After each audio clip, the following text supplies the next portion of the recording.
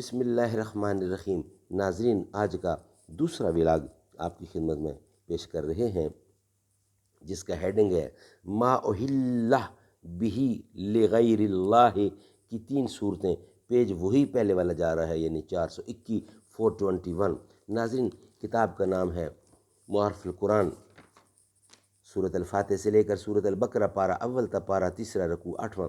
Writer ہیں اس کتاب کے حضرت مولانا مفتی محمد شفیع صاحب رحمۃ اللہ علیہ، جو کہ مفتی اعظم پاکستان ہے۔ بسم اللہ الرحمن الرحیم۔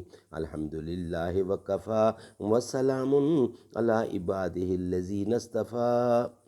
قال النبی صلی اللہ علیہ وسلم خیرکم من تعلم القرآن وعلمہ۔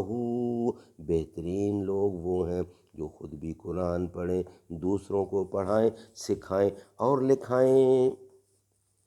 تر آنکھیں تو ہو جاتی ہیں پر کیا لذت اس رونے میں، جب خون جگر کی آمیزش سے یہ اشک پیازی بن نہ سکا۔ اقبال بڑا اپدیشک ہے، من باتوں میں موہ لیتا ہے، گفتار کا غازی تو بنا کردار کا غازی بن نہ سکا۔ Vlog number 2، page 421۔ ما اہل بہ غیر اللہ کی 3 صورتیں۔ چوتھی چیز جس کو آیت میں حرام قرار دیا گیا ہے وہ جانور ہے جو غیر اللہ کے لیے نامزد کر دیا گیا ہو، جن کی 3 صورتیں متعارف ہیں۔ اول یہ کہ کسی جانور کو غیر اللہ کی تقریب کے لیے ذبح کیا جائے اور بوقت ذبح اسی غیر اللہ کا نام لیا جائے۔ یہ صورت باتفاق و باتفاق و با جماع امت حرام ہے، اور یہ جانور میت ہے، مردار ہے، یعنی اس کی کسی جز سے انتفاع جائز نہیں، کیونکہ یہ صورت آیت ما اہل بہ لغیر اللہ کا مدلول سری ہے، جس میں کسی کا اختلاف نہیں ہے۔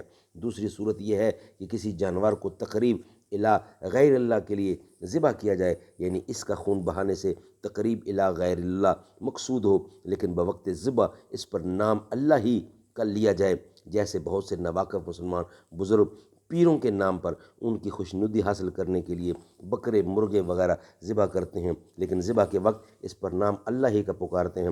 یہ صورت بھی باتفاق فقہا حرام اور مذبوحہ مردار ہے، مگر تخریج دلیل میں کچھ اختلاف ہے۔ بعض حضرات مفسرین فقہا نے اس کی بھی ما اہل بہ لغیر اللہ کا مدلول سری قرار دیا ہے، جیسا کہ حواشی بیزادی میں ہے۔ فَكُلُّ مَا نُودِیَ عَلَیْهِ بِغَیْرِ اسْمِ اللَّهِ فَهُوَ حَرَامٌ وَإِن ذُبِحَ بِاسْمِ اللَّهِ تَعَالَى حَیْثُ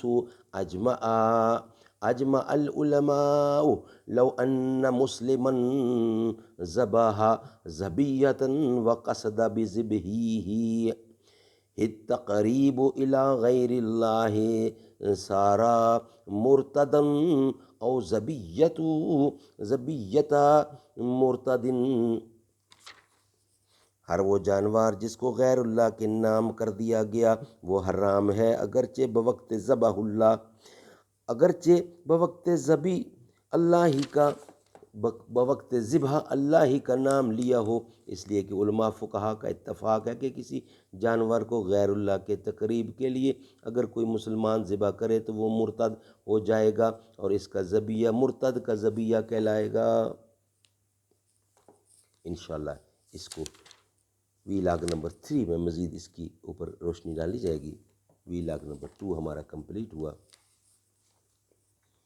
ہر ایک جہاں میں ہر ایک مقام پر نبی کے جھنڈے گڑے ہوئے ہیں، جو ان کی عظمت کو مانتے ہیں نبی کے در پہ پڑے ہوئے ہیں۔ نبی کے ساتھی تو ہیں ستارے چمک رہے ہیں دھمک رہے ہیں، ہے موتیوں کی لڑی صحابہ یہ کیا نگینے جڑے ہوئے ہیں۔ وہ جنگ خندق یا بدر و احد، نبوک ہو یا غزوہ خیبر، تبوک ہو یا کہ غزوہ خیبر، جہاں جہاں بھی نظر پڑی ہے وہیں صحابہ کھڑے ہوئے ہیں۔